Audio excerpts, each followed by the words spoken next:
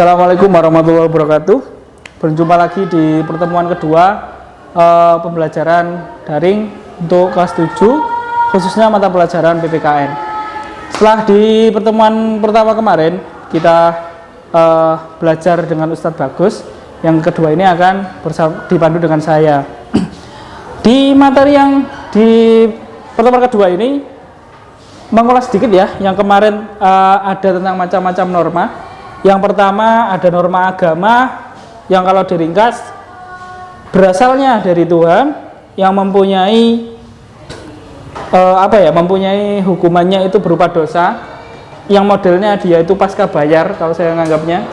Setelah melakukan apapun di dunia, baru nanti ketika di akhirat kita akan menebusnya. Terus kemudian kontras dengan yang agama ada norma hukum. Ketika sudah berjalan dengan hukum, apa yang kita perbuat langsung akan mendapatkan balasannya. Bisa berupa penjara, bisa berupa denda. Terus kemudian dari norma kesopanan. Norma kesopanan ini berasal dari lingkungan kita hidup, yang biasanya mempunyai hukuman entah itu rasa dikucilkan ya, rasa dikucilkan oleh masyarakat, bullying dan lain sebagainya. Itu ada di norma kesopanan. Terus kemudian di norma kesusilaan. Di norma kesusilaan ini hampir semuanya pernah merasakan pasti melakukan suatu hal kesalahan yang berujung pada penyesalan atau merasa kurang nyaman ketika melakukan sesuatu. Itu biasanya efek dari norma kesusilaan.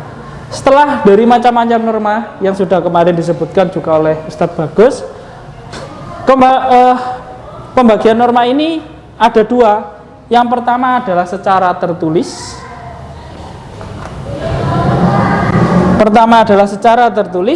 Yang kedua secara tidak tertulis. Norma tertulis itu apabila di masyarakat yang beredar sekarang ada seperti Undang-Undang Dasar. Terus kemudian ada namanya undang-undang atau disingkat UU. Nah, ini beberapa norma tertulis yang dibuat oleh para pemerintah atau pejabat negara, termasuk di norma hukum. Terus kemudian tidak hanya undang-undang atau UU saja ya. Undang-undang atau Undang-Undang 45 atau UU ini ada di tingkat pusat. Ketika nanti turun di tingkat daerah, kita sering mendengar ada yang namanya peraturan daerah. Terus kemudian turun di tingkat desa, ada yang namanya peraturan desa. Nah, terus ketika turun lagi ke lingkungan keluarga, itu ada yang namanya norma tidak tertulis. Biasanya kalau kita pulang ke rumah waktunya kesorean atau terlalu malam, otomatis orang tua kita, entah itu bapak atau ibu, akan memberikan peringatan kepada kita. Nah, terus mengingatkan besok kalau sudah boleh main lagi, tapi mainnya tidak boleh sampai malam. Nah, peraturan itu, norma tersebut dianggap dengan norma tidak tertulis ya, atau bisa dinamakan bahasa kerennya itu ada konvensi. Konvensi ini beberapa peraturan yang tidak tertulis, tapi dia diyakini berlaku di dalam masyarakat.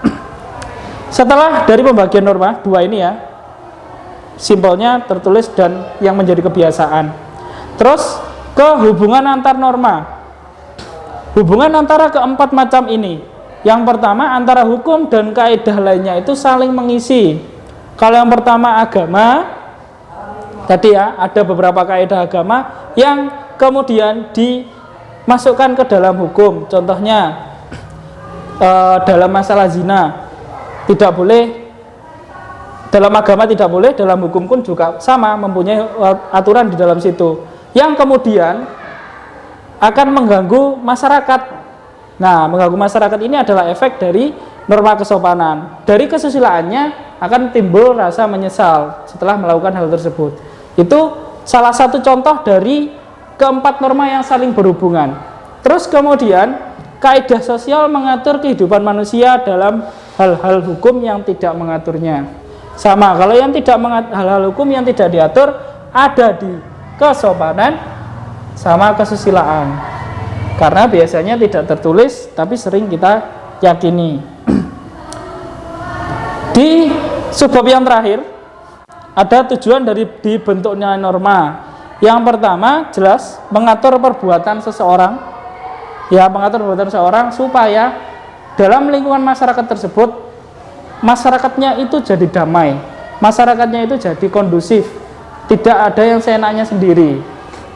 Dan berlaku juga di sekolah. Kenapa kalian tidak boleh memakai sepatu yang aneh-aneh mungkin, atau harus memakai ikat. Nah, itu kan salah satu contoh untuk mengatur kalian menjadi pribadi yang lebih baik. Terus yang kedua, tujuan dibentuknya norma adalah menjamin hak seseorang.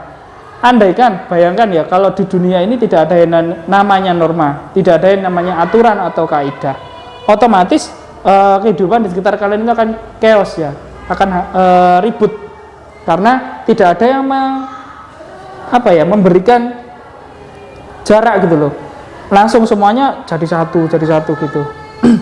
Terus yang terakhir, penanaman karakter yang baik. Kalau kalian menuruti yang namanya norma, otomatis akan terbentuk pribadi yang lebih baik atau karakter yang lebih baik. Nah, dari sini akan muncul, kalau dihubungkan dengan Pancasila, ya kita harus manut sama yang namanya 5 sila tadi. Namanya nanti ada manusia yang berjiwa Pancasila gitu ya. Ingat, jiwa Pancasila itu ada di hati, dan kemudian kalian terapkan dalam kehidupan sehari-hari.